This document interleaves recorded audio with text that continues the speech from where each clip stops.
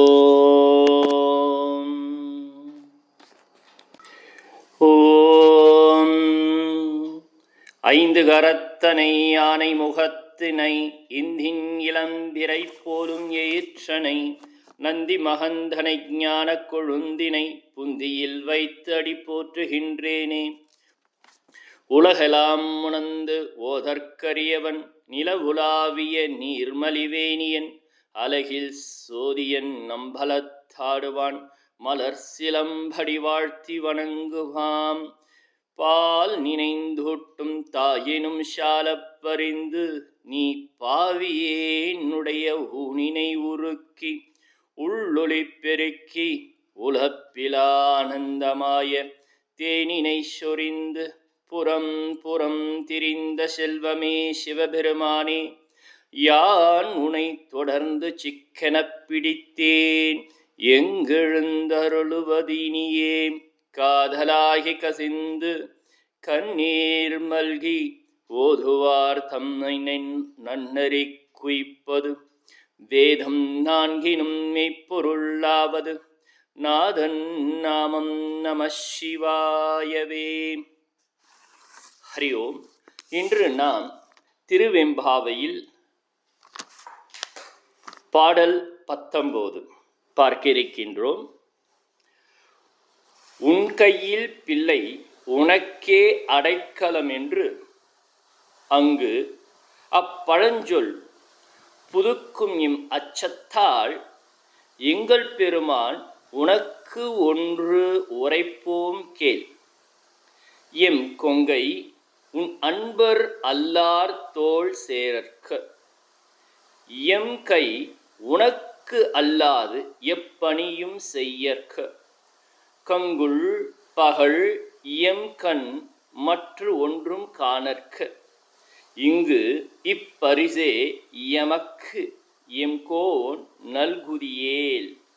எங்கு எழில் என் ஞாயிறு எமக்கு ஏலோர் எம்பாவா என்பது இத்திருப்பாடல். பாடலில் அமைந்திருக்கின்ற விஷயங்கள் என்னவென்று பார்க்கின்ற பொழுது மூவகை பயனை வேண்டுகின்றார்கள். இந்த பாவை நோன்பு இருப்பவர்கள் அந்த மூவகை பயன் என்னவென்றால் இம்மை பலன், மறுமை பலன், வீடு பேறு ஆகிய முப்பலனையும் ஒரு உயிரானது அனுபவமாக பெறுதல் வேண்டும். அந்த முப்பயனையும் இங்கு வேண்டுவதாக இத்திருப்பாடல் என்பது அமைந்திருக்கின்றது. முதலிலே உன் கையில் பிள்ளை உனக்கே அடைக்கலம் என்று அங்கு அப்பழஞ்சொல் புதுக்கும் எம் அச்சத்தால் எங்கள் பெருமான் உனக்கு ஒன்று உரைப்போம் என்று கேள் என்று சொல்லுகின்றார்கள். இதில் என்ன விஷயம் முதல் 2 வரிகளில் அடிகளில் வருகிறது என்று பார்க்கின்ற பொழுது, வதுவை என்றால் பெண்ணானவள் அன்றைய காலகட்டத்திலே மணமகனுக்கு தருகின்ற பொழுது அப்பொழுது கூறுவார்கள், அதாவது தன் பெண்ணை ஒழுங்காக சடங்கு நடத்தி திருமண காலத்திலே கொள்ளுதற்குரிய முறைமையின் உடைய மணமகனிடத்திலே தன் பெண்ணை ஏற்றுக்கொள்ளக்கூடிய முறைமை, அந்த முறையான வழியில் இருக்கின்ற தன் மணமகனிடத்திலே கொடுத்ததற்குரிய ஒரு முறைமையில் பெற்றோர்கள் என்ன செய்வார்கள், தன் மகளை தருகின்ற பொழுது இவ்வார்த்தை சொல்லுவார்கள், உன் கையில் பிள்ளை உனக்கே அடைக்கலம் என்று. இது பழச்சொல். வழக்காக திருமண காலத்திலே தன் பெண்ணை மணமகனுக்கு தருகின்ற பொழுது கூறுகின்ற பழஞ்சொல் இது. இதில் நாம் கவனிக்க வேண்டிய விஷயம் என்னவென்று பார்க்கின்ற பொழுது, தொல்காப்பியம் கூறுகின்றது, கற்பு எனப்படுவது கரணமோடு புணர கொலர்கூறிய மரபில் கிழவன் கிழத்தியர் கொண்ட குறி மரபினர் கொடுப்ப கொள்வதுவே என்று தொல்காப்பியம் கூறுகிறது. இதில் என்னன்னா, கற்பு எனப்படுவது, கற்புக்கு நச்சினார் கிளையர் அவர் அதற்கு விளக்கம் கூறுகின்றார். தொல்காப்பியத்தை அடிப்படையாக வைத்து, இவளை இன்னவர் பாதுகாப்பார் எனவும், இவர்க்கு இன்னவரே நீ குற்றவேல் செய்து ஒழுக வேண்டும் எனவும் கற்பிக்கப்படுதலில் கற்பு எனப்படுவார். கற்பிக்கப்படுவதிலே கற்பு என்பார். இதனுடைய நுட்ப பொருள் என்ன? மணமகனானவன் அவர்களுடைய பெற்றோர்கள் தங்கள் பெண்ணை தனக்கு தருகின்ற பொழுது அப்பெண்ணை அடைக்கலமாக தருகின்றார்கள். அடைக்கலமாக தருகின்ற பொழுது அதை பாதுகாப்பேன் என்ற ஒரு உறுதிமொழி. அவளுடைய குணம், அவளுடைய குறிக்கோள் நான் எனதாக்கிக் கொண்டு அவளை நான் பாதுகாப்பேன் என்று அவன் உறுதி கூறுகின்றான். அதுதான் இவளை இன்னவாறு பாதுகாப்பேன் எனவும். இது யாருடைய உறுதிமொழி? மணமகனுடைய உறுதிமொழி. அடுத்து மணமகளுக்கு வருகின்ற பொழுது, இவருக்கு இன்னவாறே நீ குற்றவேல் செய்தொழுக வேண்டும்.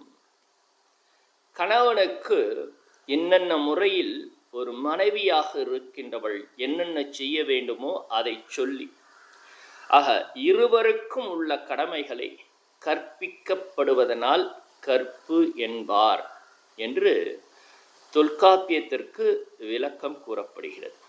ஆக திருமண நிகழ்விலே பெண்ணை கொள்ளுதற்குரிய முறைமை உடையவனாக மணமகன் இருக்க வேண்டும்.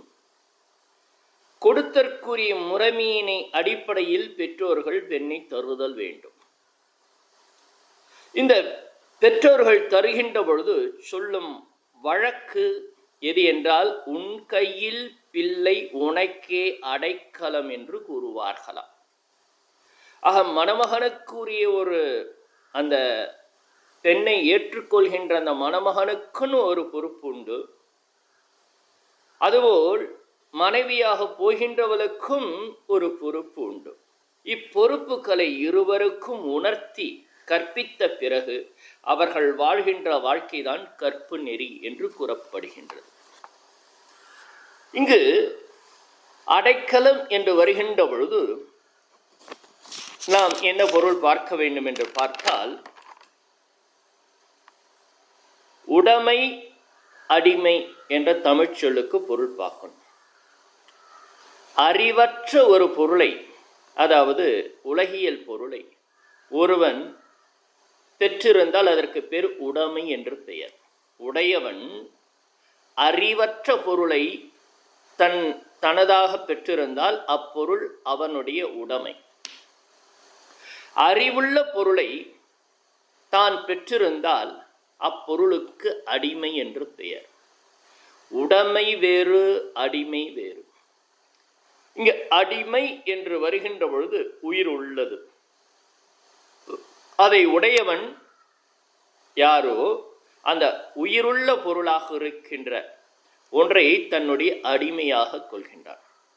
அடைக்கலம் என்றால் இவ்விதமாக அடிமையாக இருக்கின்றவளுக்கு அடைக்கலம், காவல் தருவது, அந்த அடிமையை அடைக்கலம் கொடுத்தவனுடைய பொறுப்பு.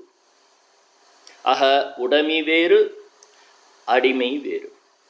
அடிமை என்றால் இப்பொழுது மனைவியானவள் கணவனுக்கு என்னவாக இருக்கின்றால் அடிமை. இங்கு அடிமை என்ற இந்த தமிழ்ச்சொல் ஒரு உயிரை ஒருவன் ஏதோ மோசம் செய்து அடிமைப்படுத்துகின்றார்கள் அல்லவா, நாம் வரலாற்றில் பார்த்திருக்கிறோம். நம் தமிழ் மரபில் அவ்விதமாக அடிமை என்ற சொல்லுக்கு பொருள் இல்லை. நம் வரலாற்றிலே பார்க்கின்ற பொழுது ஆயிரக்கணக்கானவர்களை தங்களுடைய விவசாய தோட்டத்திலே என்ன செய்வார்கள்? பல தேசத்திலிருந்து மக்களை தங்களுடைய அடிமைகளாக கொண்டு வந்து அவர்களை பற்றி கவனம் செலுத்தாமல் தங்களுடைய சுயநலத்திற்காக பயன்படுத்துகின்ற பொழுது அவர்களை அடிமை என்று சொல்லுவார்கள். ஆனால் நம் தமிழ் மரபிலே அடிமை என்ற சொல்லுக்கு பொருள் அது அல்ல. அடிமை என்ற சொல்லுக்கு பொருள் என்னவென்றால், தன் பாதுகாப்புக்கும் தன் குறிக்கோளுக்கும் யார் அடைக்கலம் தருகின்றார்களோ அவர்களிடத்தில் தன்னை ஒப்படைத்தலுக்கு பேரு அடிமை. புரியுதா? இது தமிழ் சொல்லுக்கு, அடிமை என்ற தமிழ் சொல்லுக்குரிய பொருள். ஆக மனைவியானவளை தன் அடிமையாக கொள்கின்றான் என்றால் அவன் அடைக்கலம் என்பதை தன் மனைவிக்கு தருதல் வேண்டும். அவளுடைய குறிக்கோளையும் அவளுடைய பாதுகாப்பையும் தன் வாழ்க்கை முழுக்க நான் தருகின்றேன் என்ற உறுதியை மணமகனானவன் அவர்களுடைய பெற்றோருக்கு அவளுக்கும் தருதல் வேண்டும். இந்த அடைக்கலம் தரக்கூடிய சாமர்த்தியம் உள்ளவருக்கு தான் தன் பெண்ணை பெற்றோர்கள் தருவார்கள். இது கற்பு நெறியில் வருகின்ற ஒன்று. கற்பித்தலில் வருவது கற்பு. ஒரு பெண்ணானவளும் தன் கணவனுடைய குறிக்கோள் என்ன என்று தெரிந்து உள்ளத்தோடு இணைந்தவளாக வாழ்க்கையில் வாழ்கின்ற ஒன்றுக்கு வாழ்க்கை துணை. இருவரும் ஒருவரை ஒருவர் புரிந்து கொண்டு இறைவனை மையமாக வைத்து வாழ்கின்ற வாழ்க்கையே திருமண வாழ்க்கை.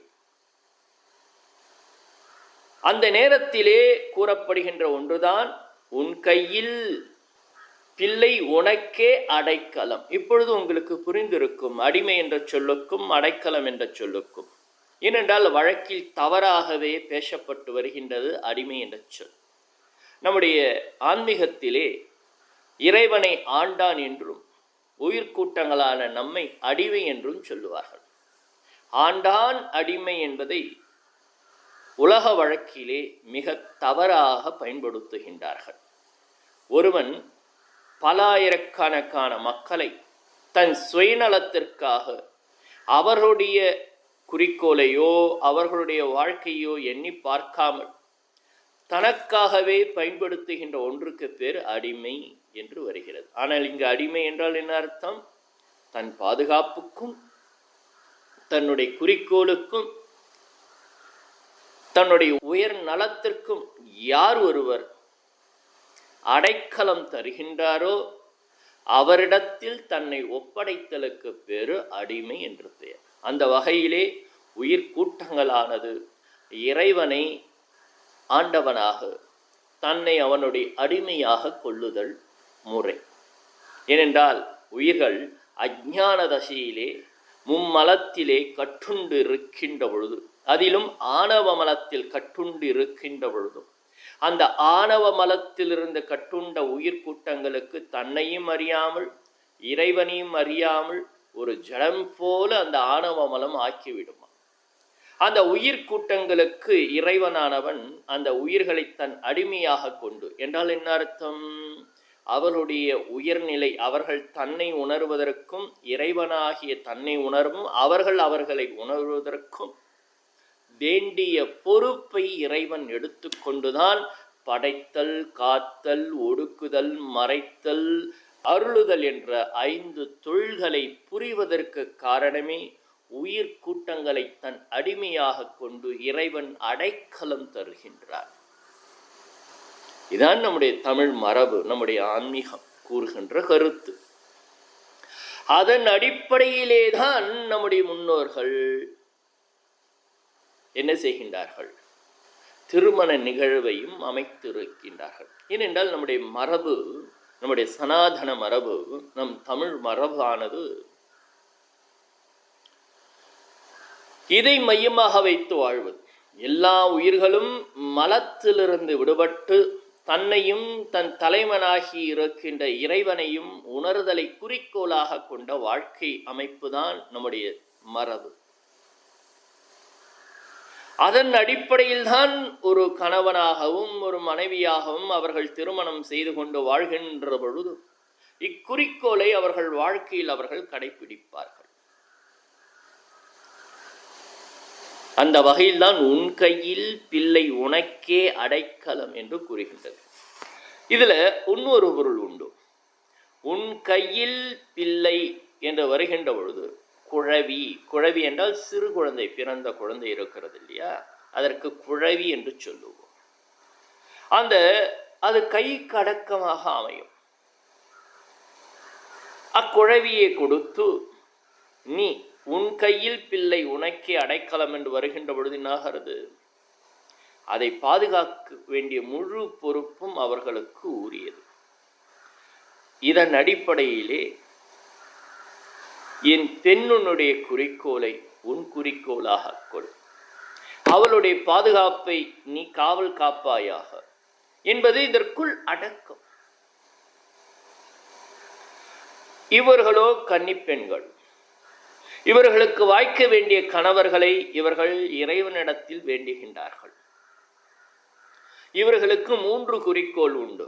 இம்மை பலன், மறுமை பலன், வீடு பேர் என்ற முக்தி ஆகிய பலன். இந்த 3 பலனையும் வாழ்க்கையில் அடைய வேண்டும் என்றால், இப்பிறப்பில் அடைய வேண்டும் என்றால், தனக்கு கணவனாக வருகின்றவர்களுக்கு அந்த தன்மை என்பது இருத்தல் வேண்டும். நாங்கள் எப்படி சிவனுடைய தொண்டர்களாக இருக்கின்றோமோ, வருகின்ற கணவரும் சிவன் பால் அன்பு உடையவராக இருத்தல் வேண்டும். அந்த அன்பு என்ற ஒரு தன்மை அவரிடத்தில் இருந்தால், யாரிடத்தில் அன்பு? இறைவனிடத்தில் அன்பராக இருந்தால் அவரோடு வாழ்க்கைப்பட்டால்தான் குறிக்கோளை நம்மால் அடைய முடியும் என்று அவர்களுக்கு தெரியும். எனவேதான் இப்பாடலிலே இறைவனிடத்திலே உன் கையில் பிள்ளை உனக்கே அடைக்கலம் என்று அங்கு அப்பழஞ்சொல் புதுக்கும் இம் அச்சத்தால், இந்த இறைவா உன்னிடத்தில் நாங்கள் அடைக்கலம் ஆகிவிட்டோம், இந்த உலக வாழ்க்கையில் இந்த சரீரத்தில் இருக்கின்ற பொழுது நாங்கள் கணவரிடத்திலும் அடைக்கலம் ஆக வேண்டும். ஆனால் அவர்கள் என்னவாக இருக்க வேண்டும்? உன்னுடைய அன்பர்களாக இருக்க வேண்டும்.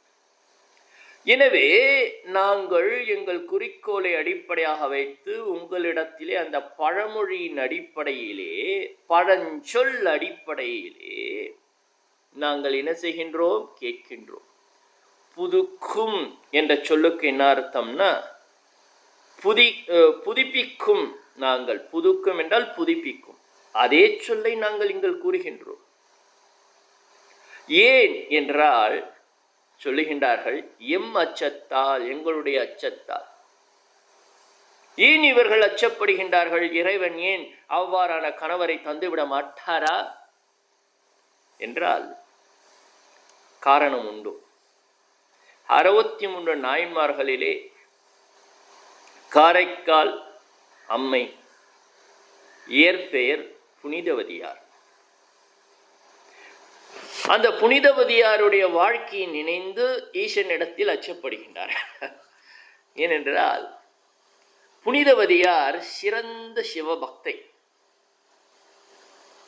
காரைக்கால் என்ற அந்த தேசத்திலே நல்ல செல்வ செழிப்புள்ள குடும்பத்திலே பிறந்தவள் புனிதவதியார். சிவபக்தியாக இருக்கின்ற பொழுது சிவனை வழிபடுவதிலே அதீத காதல் கொண்டவள். யார்? இந்த புனிதவதியார். அந்த புனிதவதியாருக்கு கணவன் வாய்த்தான், பரமதத்தன் பேர். அவனும் வணிகன், இவளோ வணிக குடும்பத்தில் சேர்ந்தவள். அந்த வணிகனான பரமதத்தன் எப்படியாப்பட்டவனாக இருக்கின்றான் என்று பார்க்கின்ற பொழுது உலகம் எதிர்பார்க்கக்கூடிய குணம் அவனிடத்தில் உண்டு. என்னது? நல்ல குடிப்பிறப்பு 1, நல்ல உருவம் 3, நல்ல பருவம் 4, நல்ல அறிவு 5 திரு ஆண்மை, 6 அன்பு. முதலியவை உலகத்தார் ஒரு ஆண் மகனிடத்திலே ஒரு இல்லற வாழ்க்கையிலே ஈடுபடுகின்றவனுக்கு இத்தன்மைகள் எல்லாம் இருக்கணும்ன்று உலகத்தார் எதிர்பார்ப்பார். அந்த தன்மை யாரிடத்தில் உண்டு? அந்த பரமதத்தனிடத்தில் உண்டு. இது பொது இயல்பு. சிறப்பு இயல்பு என்ன அர்த்தம்னா, எம்பெருமானாகி அந்த ஈசனிடத்தில் அன்பு என்பது இருத்தல் வேண்டும். இறைவனை மையமாக வைத்து வாழ்தல் வேண்டும். இது சிறப்பியல்பு. பரமதத்தனிடத்திலே பொது இயல்பு உண்டு. நல்ல குடிப்பிறப்பு, உருவம், பருவம், அறிவு, திரு ஆண்மை, அன்பு முதலியவை உண்டு. ஆனால் சிறப்பியல்பு என்று சொல்லப்படுகின்ற எங்கள் பெருமானாகிய அந்த ஈசனிடத்திலே பக்தி இருக்கு. ஒரு லோகத்தார் வைக்கின்ற பக்தி, இறைவன் இருக்கிறான், அருளுகின்றான், அவ்வளவுதான். அதை கடந்து இறைவனை மையமாக வைத்து வாழ்கின்ற வாழ்க்கை என்பது பரமதத்தனிடத்திலே இல்லை. புனிதவதியாரோ சிறந்த சிவபக்தை. அந்த சிவபக்தியானவள், அவளுடைய குறிக்கோள் என்ன? வீடு வேறுதான் அவளுடைய பிரதான குறிக்கோள். இம்மை பலன், மறுமை பலன், வீடு வேறு, மூன்றுமே எல்லாருக்கும் தேவை. இம்மை என்றால் இகலோகத்திலே வாழ்கின்ற வாழ்க்கை, மறுமை என்றால் அடுத்த பிறப்பு அல்லது மேலுலகம், வீடு வேறு என்பது ஈசனோடு ஐக்கியப்பட்ட நிலை. ஆனால் இந்த புனிதவதியாருடைய வாழ்க்கையில் பார்க்கின்ற பொழுது, கணவனாக வந்த பரமதத்தனிடத்திலே அவன் உடல் சார்ந்த ஒரு காப்பானாக, உடல் சார்ந்த ஒன்றாக இருந்தானே தவிர, புனிதவதியார் என்ற அந்த உயிர் என்ன தேடுகின்றதோ, அந்த இறைவனை தேடுகின்ற அந்த உயிருக்குரிய காப்பாளனாக, அந்த உயிருக்குரிய குறிக்கோளுக்கு துணையாக அவன் இல்லை. இந்த உலகியல் வாழ்க்கையில் அவன் திறம்பட இருக்கின்றான். புனிதவதியாரையக உயிர் தேடுகின்ற அந்த இறைவனை அடையக்கூடிய குறிக்கோள், அதான் கற்பெனப்படுவது என்ற சொல்லுக்கு நாம் பொருள் விளக்கம் பார்த்தோம்.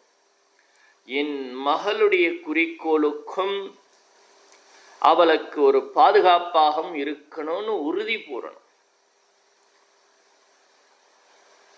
ஆனால் பரமதத்தன் லௌகிக தன்மையில் இருந்தானே தவிர அந்த ஆன்மீக தன்மையிலே சாதாரணமாக இருந்தான். பிறந்து மொழி பயின்ற பின்னெல்லாம் காதல் சிறந்தது நின் சேவடியே சேர்ந்தேன் என்று அற்புத திரு அந்தாதியில் புனிதவதியார் காரைக்கால் அம்மையாருடைய பாடல் இருந்து, பிறந்து மொழி பயின்று பின் எல்லாம் காதல் அன்பிலே சிறந்தது நின் சேவடியே சேர்ந்தேன், அந்த அன்பினால் சிறந்து உன் திருவடியை நான் சேர்ந்தேன் என்று அம்மையாருடைய திரு அந்தாதி பாடல் கூறுகின்றது. அப்படியாப்பட்ட அந்த புனிதவதியார் சிறந்த லட்சிய பெண்ணாக இருக்கின்றார். ஆனால் வாய்த்த கணவனோ லௌகிகத்தில் சிறப்புடையவனாக இருந்தார். இவள் சிவனடியார்களுக்கு தொண்டு புரிபவள், அவனோ வணிகன். புனிதவதியாருடைய பக்தியை உணராதவனாகவே அவருடைய வாழ்க்கை என்பது இருக்கு. பக்தி உடையவள் தெரியும், ஆனால் அந்த தெய்வத்தன்மை அவளிடத்தில் குடியிருக்கிறது தெரியல. ஒரு தடவை 2 மாங்கனிகளை யாரோ கொடுக்க, புனிதவதியாரிடத்திலே கொடுக்க சொல்லி தன்னுடைய வேலையாளிடத்தில் கொடுத்து அனுப்பி விடுகின்றார். அவள் சமையல் செய்து கொண்டு இருக்கின்ற பொழுது சிவதொண்டர் வருகின்றார். நம சிவாய. வந்தால், அமர வைத்தால், பரிமாறினாள் புனிதவதியார். 2 மாங்கனிகளில் ஒன்றை அந்த சிவதொண்டருக்கு தந்தார். அவர் சாப்பிட்டு, மா நீ நல்லாரு என்று சிவன் அருள் பெறுவாய் என்று சொல்லி சிவதொண்டர் சென்று விட்டார். அடுத்து மதிய வேளை உணவுக்கு வருகின்றார் பரமதத்தன். சாப்பிட்ட பிறகு மாங்கனி எங்கன்னு கேட்குறாரு. கொடுக்குறார். நல்லா ருச்சியாக இருக்கிறது. 2 கொடுத்தேன்ல, இன்னொரு மாங்கனி எடுத்துட்டு வான்னார். அங்கோ சிவ தொண்டருக்கு கொடுத்துட்டார். என்ன செய்யணும்? கணவனுக்கு தொண்டு புரிபவள் புனிதவதியார் அந்த ஈசனிடத்திலே பூஜா கிரகத்திலே சென்று அவள் பணிவோடு ஈசனை வேண்டுகின்ற பொழுது அவன் ஈசன் அருளால் மாங்கனி வந்தது. கொடுத்தார். இவனும் சாப்பிட்டான். இல்லை இல்லை, இது ருச்சி, ஆஹா அற்புதம், எப்படி உனக்கு கிடைத்தது? நான் கொடுத்த மாங்கனியினுடைய ருச்சி இல்லை, இது எப்படி வந்தது? பொய் சொல்லக்கூடாது, நடந்ததை சொன்னார். நான் எப்படி நம்புவேன் என்று விட்டான் அந்த கணவன். மறுபடியும் அந்த ஈசனிடத்தில் வேண்டி அந்த மாங்கனியை பெற்றாள். அதிசயத்தான். கையில் வாங்குகின்ற பொழுது மாங்கனி மறைந்தது. தான் வாழ்வது ஒரு சராசரி பெண் அல்ல, தெய்வீகம் ததும்பும் பெண் என்று உணர்ந்தார். இவளை இனி தன் மனைவியாக தன் ஆளுமைக்கு உட்படுத்துவது சிறந்ததல்ல என்று சொல்லி, என பொது இயல்பில் இருந்தவன் இப்பொழுது சிறப்பியல்பு என்ற அந்த இறைமையத்தை அட்டவனாக தான் வாழ்ந்திருந்தான். ஆனால் தன் மனைவியினிடத்தில் அந்த சிறப்பை காணுகின்ற பொழுது தன் உடல் தேவைக்காக இனி தன் மனைவியா பயன்படுத்தக்கூடாது என்று புரிந்து கொண்டவன் வணிகம் செய்கின்றேன் என்று பாண்டி நாடு சென்று அங்கு வணிகம் செய்து ஒரு பெண்ணை திருமணம் செய்து கொண்டு ஒரு குழந்தையும் பிறக்கிறது. அக்குழந்தைக்கு புனிதவதியார் என்ற பெயரையே வைக்கிறான்.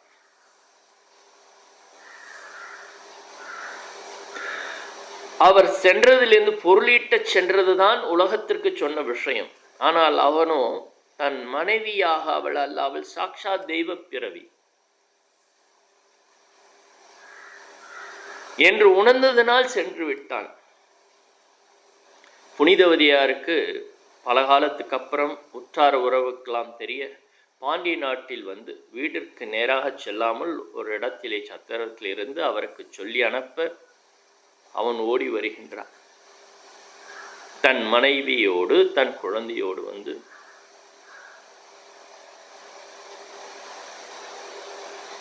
புனிதவதியாருடைய திருவடியிலே விழுந்து, எனக்கும் என் குழந்தைக்கும் மனைவிக்கும் தாயே நீயே அடைக்கலம் என்றான்.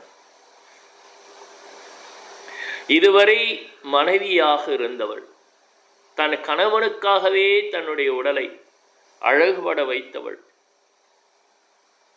அந்த கணவனுக்குரிய தொண்டை செய்து கொண்டிருந்தவள்,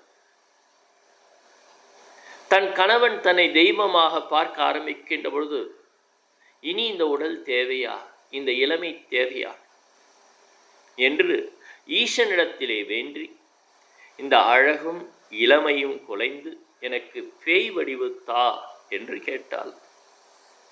அதற்கு முன்பு ஒரு மனைவியினுடைய திருவடியிலே விழுகின்ற பொழுது உற்றார உறவுகளும் மற்றும் உள்ளவர்களும் என்ன செய்கின்றாய் என்று கேட்கின்ற பொழுது நடந்ததை கூறினார். நான் மட்டுமல்ல, நீங்களும் இவள் திருவடியில் விழ வேண்டும், இவர்கள் திருவடியில் விழ வேண்டும் என்று சொன்னானா.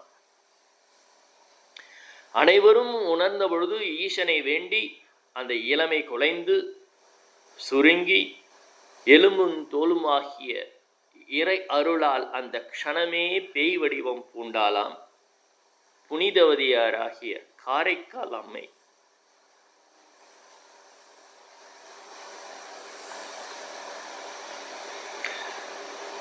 அந்த அம்மையார் திரு அந்தாதி மற்றும் 3 பாடல்களை 3 விதமான நூல்களை இறைவனை குறித்து பாடியிருக்கிறார்.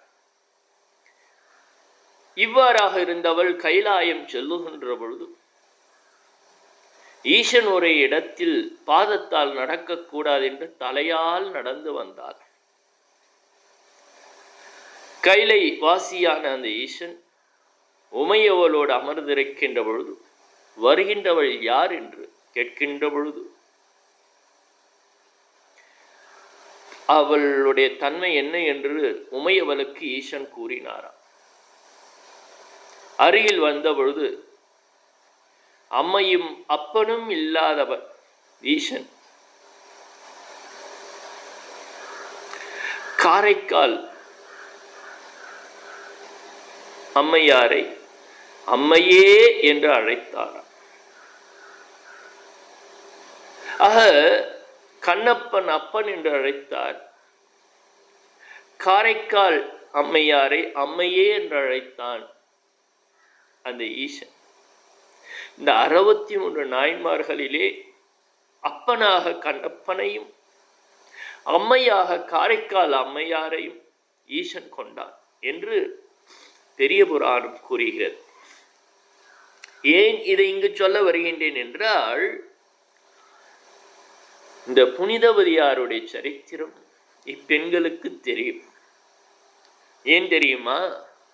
எங்களுக்கு நல்ல கணவனை கொடுன்னு கேட்டுட்டா, இந்த பொது இயல்புடைய கணவன் நல்லவன் தானே உலகியல் ரீதியாக, ஆனால் குறிக்கோளுக்கு உதவாதே. உன் வினை என்னவோ அதற்கு தகுந்தாறு போல நான் தருகின்றேன் என்று கொடுத்துட்டா பம்பா போயிடும். உன்வினை நீ வேண்டுகின்றாய், வேண்டுதல் ஒன்று, உன்வினை ஒன்று. வினை என்னவாக இருக்கும்? லௌகிகத்துல சுத்திர மனுஷனா இருந்துட்டான்னு வச்சுங்களா, குறிக்கோள் என்ன ஆகிறது? ஏன் இவ்வாறாக தந்தாய்? உன் வினை அப்படி. புறத்தை சுற்றுகின்ற ஒரு கணவன், நானோ வேண்டுவது அகத்திலே ஜொலிக்கின்ற அந்தர்யாமியாக இருக்கின்ற ஈஷா உன்னை உணர்வதற்குரியவனோடு நான் வாழுதல் வேண்டும். அது 9வது பாடலில் சொன்னார் அல்லவா, அன்னவரே எம் கணவர். அன்னவரே என்றால் உன் அடியார்களே என் கணவர் ஆவார். அவர் உகந்து சொன்ன பரிசே தொழும்பாய் பணி செய்வோம். தன் கணவர் சிவதொண்டனாக இருந்தால் அவரை நாங்கள் சிவனாகவே எங்கள் கணவரை பார்ப்போம்.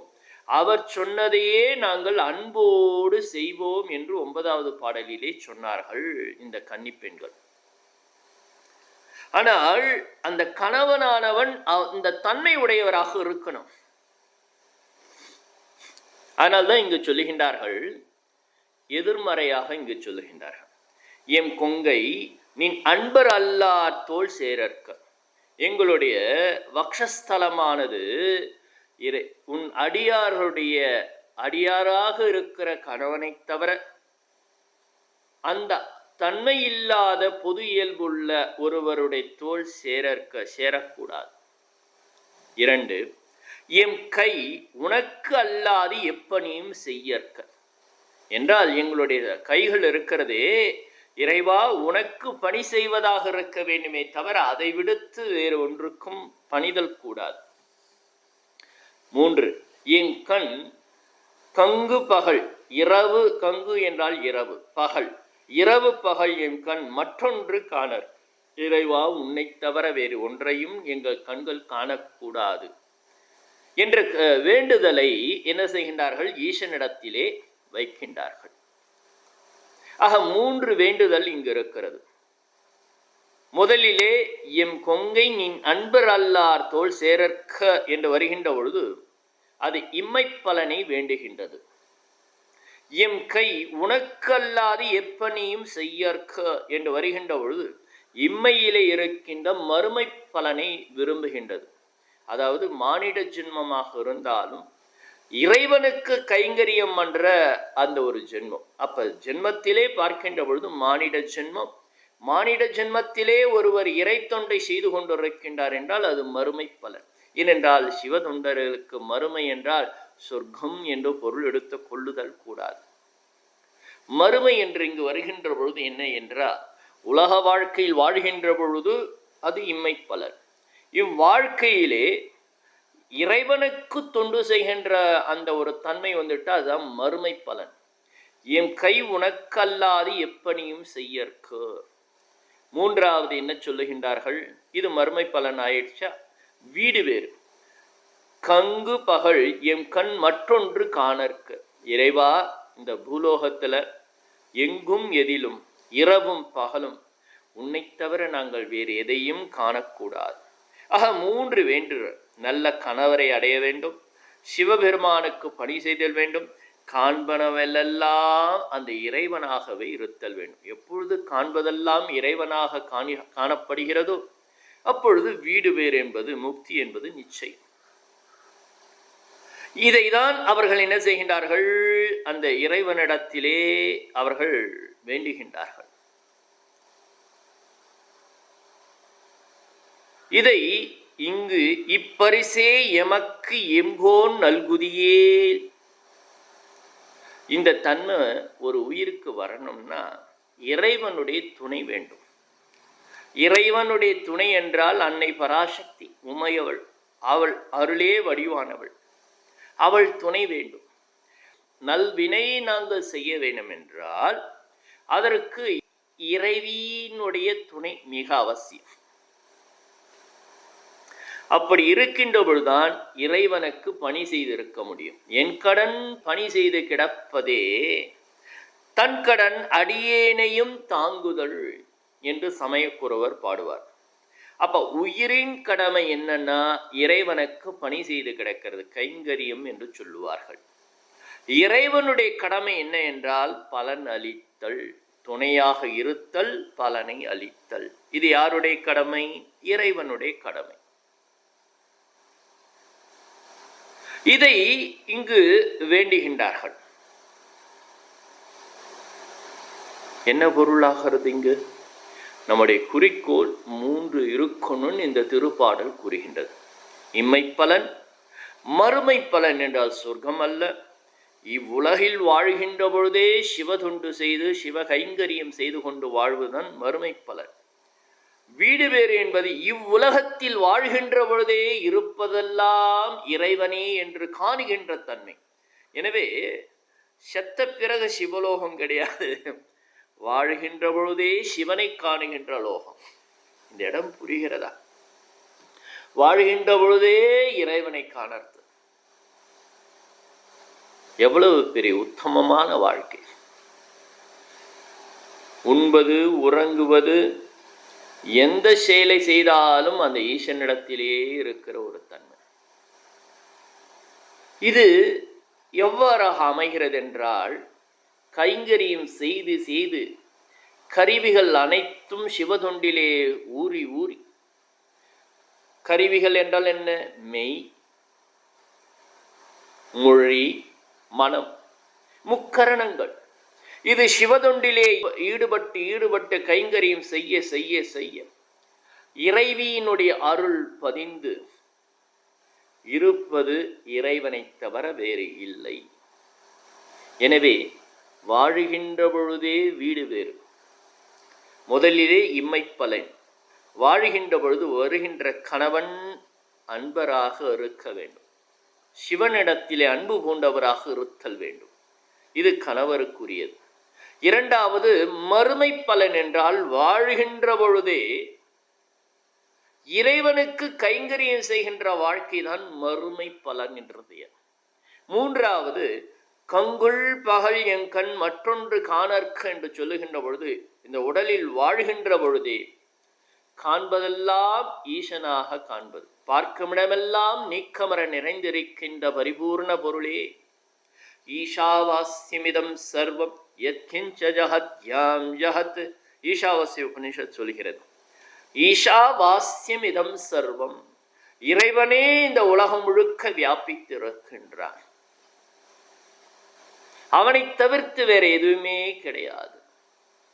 இது ஞான நிலை. ஞான நிலை தானே முக்தியை தரும்.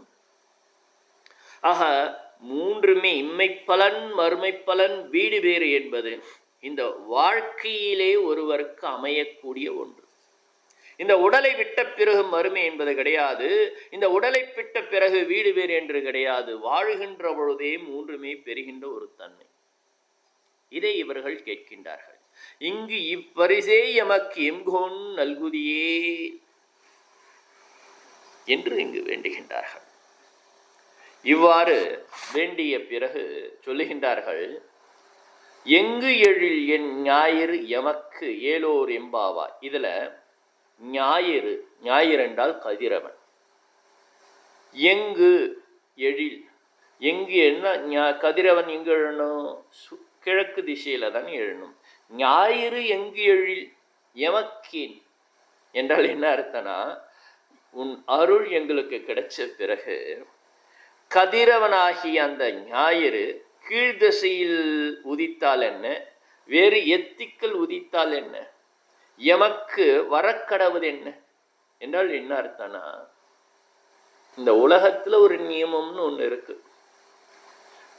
அந்த நியமம் என்பது ஒரு வரையுறை என்பது இருக்கிறது. இவர்கள் அதை கடந்து யாதும் ஒன்றே என்ற அந்த திருஷ்டி கிடைச்சுடுறதுன்னு அர்த்தம். இருப்பதெல்லாம் இறைவனாக பார்க்க ஆரம்பித்தவர்களுக்கு யாதும் ஒன்றே என்று ஆகிவிடுகிறது. இதை தான் இங்கு சொல்ல வருகின்றார்கள். ஆக அப்படியே வாழ்க்கை துணை பெற்று கைங்கரியம் பண்ணி முக்தி நிலை என்பதை இஜென்மத்திலே பெற்றுவிட வேண்டும் என்ற அடிப்படையில் இத்திருப்பாடல் என்பது அமைந்திருக்கின்றது. எனவே நம்முடைய வாழ்க்கையினுடைய படிநிலை குறிக்கோளை, நம் வாழ்க்கை துணையை இறை அருளால் தான் நாம் பெற முடியும். அவன் அருள் இருந்தால்தான் இந்த படிநிலையில் உயர்நிலை பெற முடியும் என்ற நுட்ப கருத்து இத்திருப்பாடலிலே நமக்கு உபதேசமாக அருளி செய்யப்பட்டிருக்கிறது என்று கூறி இன்றைய உரையை நாம் முடித்துக் கொள்கின்றோம். ஓம் பூர்ணமதః பூர்ணமிதம் பூர்ணாத் பூர்ணமுதச்யதே பூர்ணஸ்ய பூர்ணமாதாய பூர்ணமேவாவசிஷ்யதே. ஓம் சாந்தி சாந்தி சாந்தி. ஹரிஹி ஓம் ஸ்ரீ குருப்யோ நமஹ. ஹரிஹி ஓம். தென்னாடுடைய சிவனே போற்றி, எந்நாட்டவர்க்கும் இறைவா போற்றி.